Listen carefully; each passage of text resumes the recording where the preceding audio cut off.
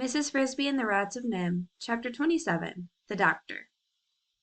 The next morning Mr. Fitzgibbon started the larger of his two tractors, the huge one he kept in the barn, the one that pulled the combine in the autumn harvest. With help from Paul and Billy, he bolted the big bulldozer blade to the front of it, rumbled it up through the barnyard gate, and stopped it near the rose bush. "We'll wait until they come," he said, turning off the engine. Mrs. Frisby could not bear to watch.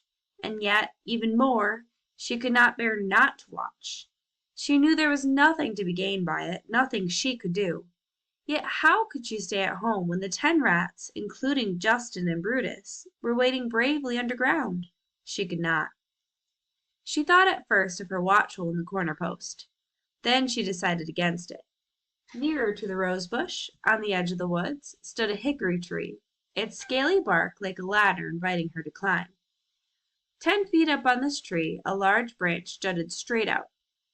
On this branch, up close to the trunk, she had a vantage point from which, herself unseen, she could look down on the rose bush and also see into the woods to a blackberry bramble where, though she had never been in it, she was sure the rat's rear exit must be hidden. She settled down to wait. It was a chilly morning, with a damp breeze and a gray mist that blew by in patches. Somewhere near the middle of the morning, a square white truck came into the driveway. It went first to the house. A man in a white coverall uniform climbed out and knocked on the Fitzgibbons' door. It was too far away for Mrs. Frisby to hear the knock, or to hear what the man said when Mrs. Fitzgibbon came out onto the porch.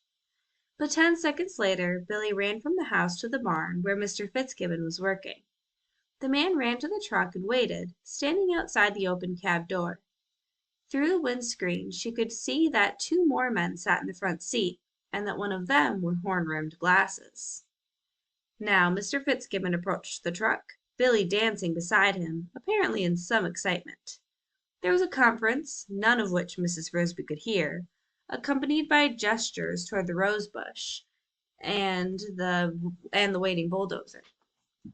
The man in white climbed back into the driver's seat and drove the truck across the grass. He backed it up beside the bulldozer, stopping perhaps 10 feet from the bush. Mrs. Frisby stared at it. If there was anything printed on it, it must be on the other side, away from her. Then the 3 men climbed out, and she could hear what they said. "It's a big one, all right," said one of the men, "and look at those thorns. It's hard to see how even a rat could get in there." The man in the horn rims walked along the edge of the bush, examining it closely. He bent over. "Look at this," he said. "There's the entrance hole, very neatly hidden, and look behind it, a path leading in." He turned to Mr. Fitzgibbon, who had walked up with Billy. "You were right, you'll need to bulldoze it. It would take us all day to hack our way in there, but cut it off just at the surface if you can. If you dig too deep and open up the hole, they'll get away." He added, "You'd better tell the boy to keep back. We'll be using cyanide, and it's dangerous." Billy, after some argument, was dispatched to the back porch, where Mrs. Fitzgibbon was also watching. One of the men had walked around to the far side of the bush, the side near Mrs. Frisby's tree. "Doc," he called, "here's another entrance in the bush, and there's a hole just inside it." Doc was the man in horn rims. He was a doctor, Mrs. Frisby thought, Doctor somebody. He was in charge. "Can you get at it?" he asked. "Not very well. Too many thorns." The man who was a doctor walked around and looked at it. "No," he said. "Anyway, that would be an escape hatch. We'll find the main hole near the middle of the bush." He turned to Mr. Fitzgibbon, who had mounted the tractor. "Okay," said the doctor. "Can you push it that way, away from the shed?" Mr. Fitzgibbon nodded, and the motor started with a roar. He pulled a lever and flexed a heavy steel blade up and down, bringing the bottom edge to rest just even with the ground. The blade was fully 8 feet across. He pulled another lever, the wheels, with tires as tall as windows, dug in, and the blade scraped forward. The bush fought back, then yielded angrily, snapping and crackling before the inexorable thrust of steel. A single sweep, and a third of it lay, a writhing heap of thorns, in a pile 20 feet away. The ground trembled under the wheels, and Mrs. Frisby thought of the 10 rats huddled below. Supposing the weight collapsed to the earth, caved in the storage room, and trapped them? Another sweep, and a third. Only a thorny stubble now stood where the bush had been. On the porch Mrs. Fitzgibbon covered her eyes with her hands, and Billy cheered in excitement. Plainly exposed were two holes, simple round rat holes. There was no trace of the small mound nor the elegant arched entrance. Arthur had done his work thoroughly. Mrs. Frisby wondered for a moment at the second hole. Then she remembered his saying, "We'll give them another rear exit to block." Of course! They had dug another hole, most likely, she thought, just a dummy, leading nowhere. The men in white suits went into action. The back doors of the truck were opened and a long, flexible pipe unrolled. It looked like a fire hose, except that at the end, instead of a nozzle, there was a round plunger like a big rubber ball cut in half. One of the men donned a mask with a glass visor and a tube that ran to a pack on his back, a gas mask. The masked man pulled the hose over to the center rat hole and pressed the plunger over it, covering it completely. From the back of the truck the other two took a large box made of wood and wire, almost a yard wide, and placed it over the second hole. It was a cage, but half of its bottom was a trap door, neatly mounted on hinges. This they raised, placing the open part directly over the opening in the earth. Then they backed away, one of them holding a tripcord which would close the trap door after the rats were inside. "All set," the doctor called to the man in the mask. The mask nodded. "Keep back now," the doctor said to Mr. Fitzgibbon, who had left his tractor to watch. He walked to the truck, reached inside, and turned a switch. Mrs. Frisby heard the soft throb of a pump. "Now." She turned and watched the blackberry bramble in the woods. Would they hear the pump? Where were they? Oh, let them come out! Almost a minute passed.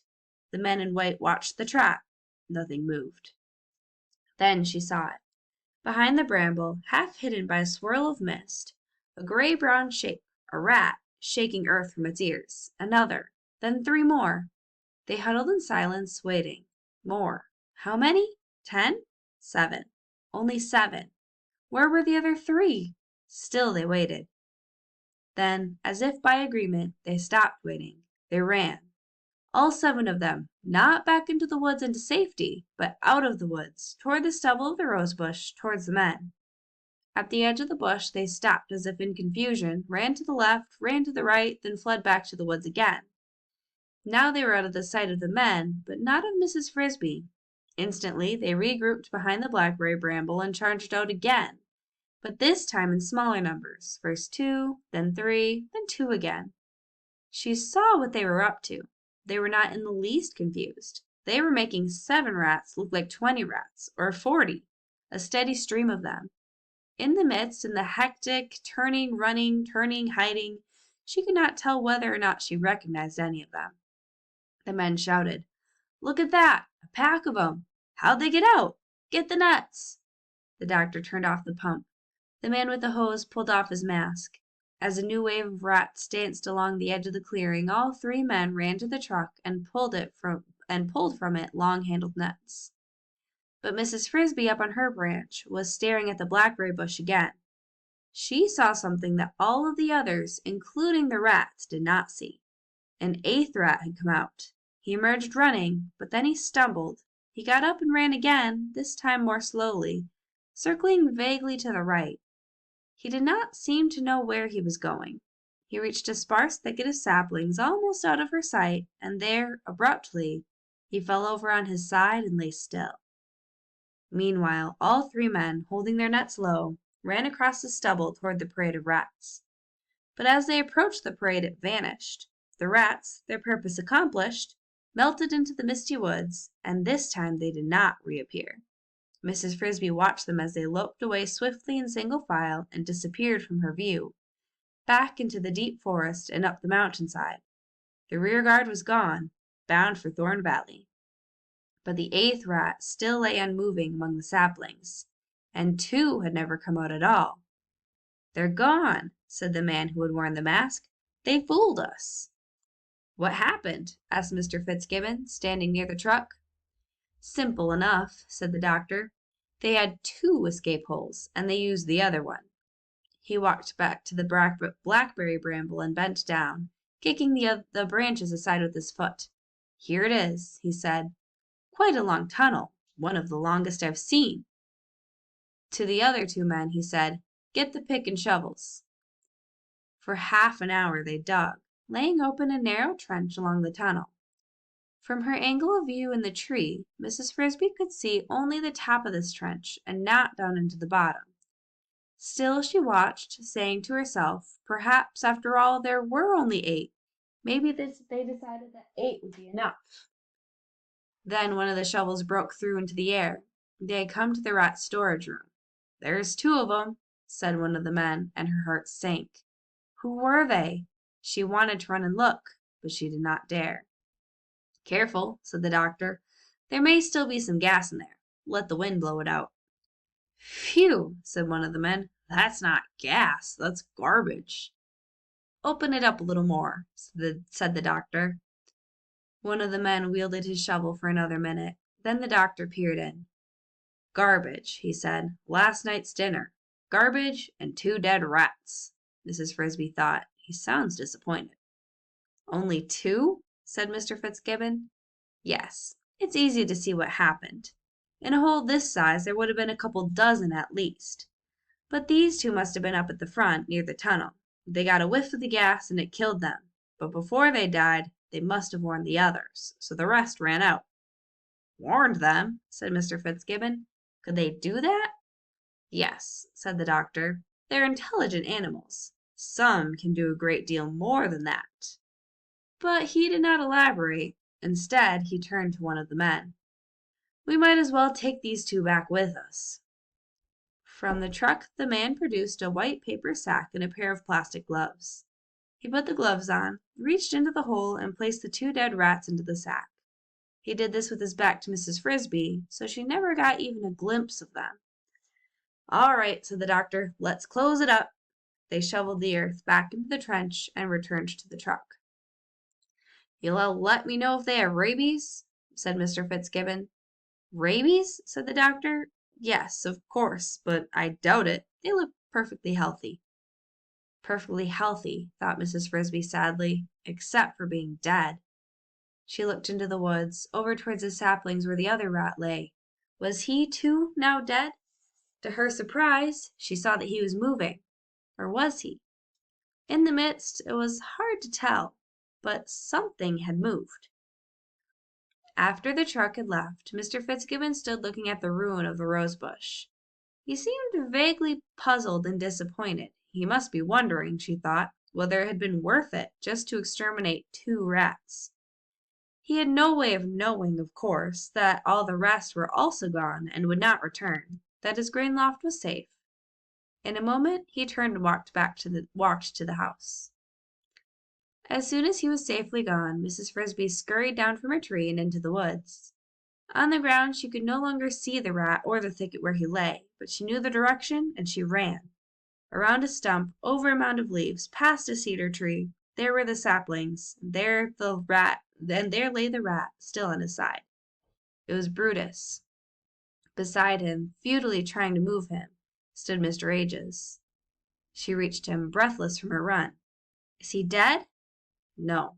He's unconscious, but he's alive and breathing. I think he'll revive if I can just get him to swallow this." Mr. Ages indicated a small corked bottle, no bigger than a thimble, on the ground beside them. "What is it?" "An antidote for the poison. We thought this might happen, so we got it ready last night. He got just a little of the gas, made it this far, then collapsed. Helped me lift his head." Mr. Ages had been unable to lift Brutus's head and the bottle at the same time. Now, with Mrs. Frisby's help, he forced open Brutus's mouth and poured in just a few drops of the smoky liquid the bottle contained. In a few seconds Brutus made a gulping noise, swallowed hard, and spoke. "It's dark," he said. "I can't see." "Open your eyes," said Mr. Ages. Brutus opened them and looked around. "I'm out," he said. "How did I get here?" "Don't you remember?" "No. Wait. Yes. I was in the hole. I smelled gas. An awful, choking, sweet smell. I tried to run, but I stumbled over somebody lying on the floor, and I fell down. I must have breathed some of the gas. I couldn't get up. And then I heard the others running past me. I couldn't see them. It was darker than night. Then one of them ran into me and stopped. He pulled me up, and I tried to run again, but I was too dizzy. I kept falling. The other one helped me up again, and I went a few steps more. He kept pulling me and then pushing, and somehow, finally, I got to the end of the tunnel. I saw daylight, and the air smelled better, but there was nobody else there. I thought the others must have left. So I ran a little farther, and that's all I remember. Mrs. Frisby said, "What about the one who helped you?" "I don't know who it was. I couldn't see, and he didn't speak at all. I suppose he was trying to hold his breath. When we got near the end and I could see daylight, he gave me one last shove towards it, and then he turned back." "He went back?" "Yes. You see, there was still one rat back in there, the one I stumbled over. I think he went back to help that one." "Whoever he was," said Mrs. Frisby, "he never came out. He died in there." "Whoever he was," said Mr. Ages, "he was brave."